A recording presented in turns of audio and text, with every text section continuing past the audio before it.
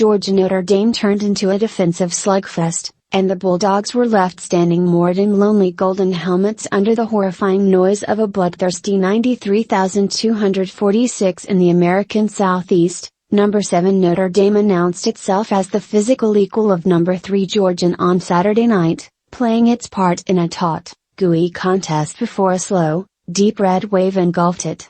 Forced to make difficult, intricate plays, the Bulldogs showed they could do so in a 23-17 win to which their crowd absolutely contributed. Steadily and assuredly, they wriggled from a 10-7 halftime deficit, from a 10-10 tie and from a precarious 13-10 lead after 3 quarters, and then from some closing palpitations. "I definitely think that there was a sigh of relief there at the end," said Georgia kicker Rodrigo Blankenship, his 3 second-half field goals essential to the outcome. In a tussle Notre Dame coach Brian Kelly called one of the most physical of the 328 he has coached. "You could hear it out there," he said. "Georgia worked long and hard before treating their blaring fans to less labored breathing. Relative ease came only after an ornate play, 82-yard drive for a 20-10 lead with 13:19 remaining, a march that brimmed with refined skill. Not only did it include running back DeAndre Swift's leap over a Notre Dame defender to thrill fans on a 10-yard run, but it had 2 primo catches by Lawrence Cadger from the pinpoint quarterback Jake Fromm, one for 36 yards on the left sideline, and one for 15 yards rich in gymnastics on the left edge of the end zone. Careful students of game film might have spotted Cadger snaring 2 receptions for 45 yards for Miami, Florida, against Notre Dame in an alleged showdown in November 2017, but if that 41-8 bludgeoning roiled among the evidence that Notre Dame couldn't handle the really big boys, this game did not. Notre Dame fell to 1-18 against top 5 teams this century, but only after a turn as, pardon the expression, a revelation. So much emotion in that locker room, so much effort, Georgia coach Kirby Smart said, even as he said he did hate the outcome for Notre Dame, whose tough quarterback, Ian Book, said, "It was a great atmosphere. This is why you come to Notre Dame, to play in big games like these." It featured a 12th man of 90,000, some people chipping in so profoundly that Smart said, "They impacted the game tonight more than I've ever seen a game impacted, here or anywhere." Their names didn't turn up on the stat sheet, but their lungs did. Notre Dame had 6 false starts and 4 premature timeouts, 2 in each half, which absolutely limited the way Notre Dame could play the finish, when it reached the Georgia 38-yard line with a minute left before fading. "We're very disappointed that we didn't handle it better," Kelly said, before noting that Notre Dame's repetition on the clap, which is our cadence, was so ingrained that when we went to silent cadence, they forgot and went back to the clap. "And so I should have taken that into consideration and just forced them to be in it, silent, longer. So I'll take responsibility for that." Only through a slow procession could Georgia wrench much sway over the game. Holes didn't open much until late for Swift, who gained 98 yards. Georgia outgained Notre Dame by only 339-321, by 225-158 in the second half, by 152-46 on the ground. For much of the night, Notre Dame's front looked meaner and nimbler than 21st century, big game custom. Eventually, the Irish, 2-1, wore down just enough opposite Fromm's 20-for-26 precision, interceptions by Bulldogs David Wilson and J.R. Reed, some intricate catches and the fourth quarter Georgian depth of which Kelly said, "It just seemed like in waves. It's more depth than we've seen in a long time." Before those waves, here came Cole Kmet, a tight end poor in vowels but rich in talent. After 15 catches last year and a fractured clavicle on August 13 this year, Kmet materialized as if unknown in Georgia film study, as Smart called him a hell of a player whom Notre Dame deployed with boots, nakeds, waggles, all kinds of things.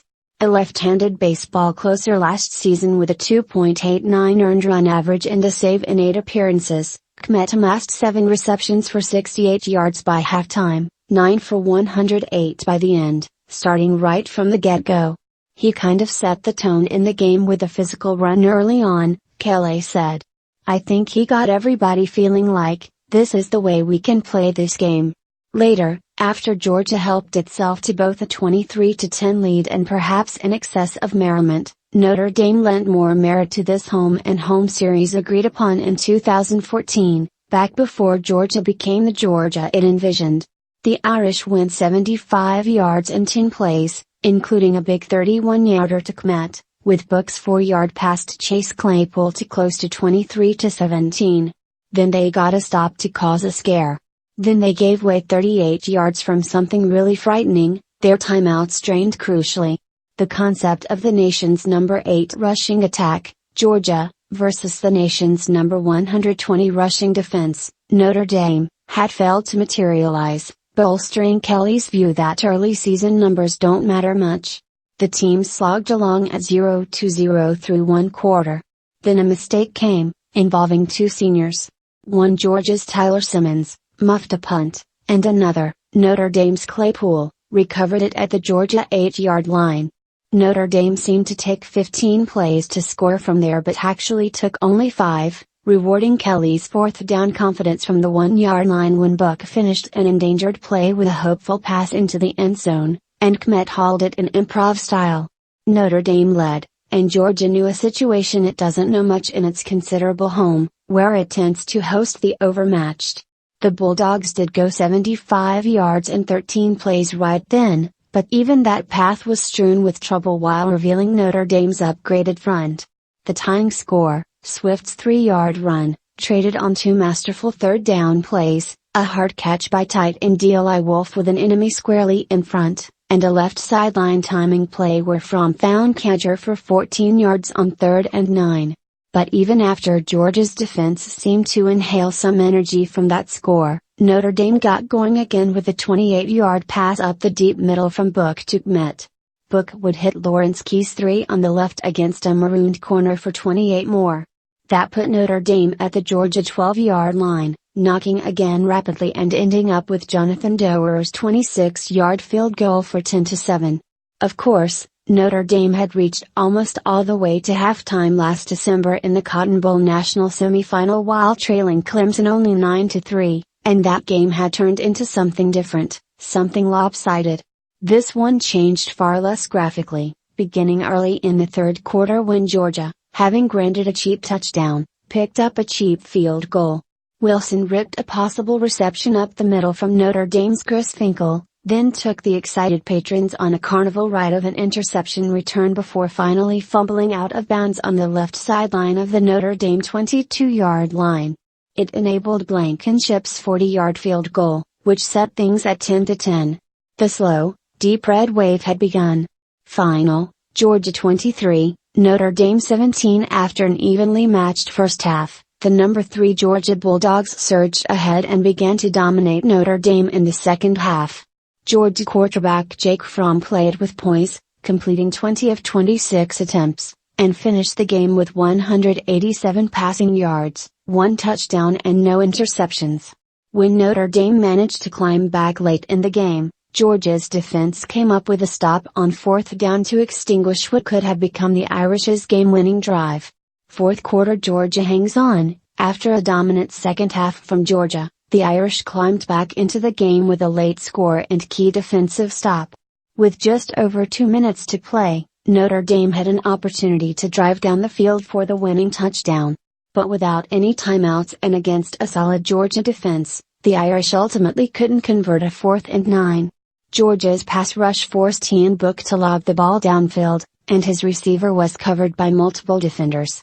Georgia 23, Notre Dame 17. With 0:48 left in the fourth quarter, Notre Dame scores. Ian Book threw a touchdown pass to Chase Claypool, cutting Georgia's lead to 6 points. Notre Dame decided not to try an onside kick, hoping its defense can stop the Bulldogs from getting a first down. Georgia 23, Notre Dame 17. With 3:08 left in the fourth quarter.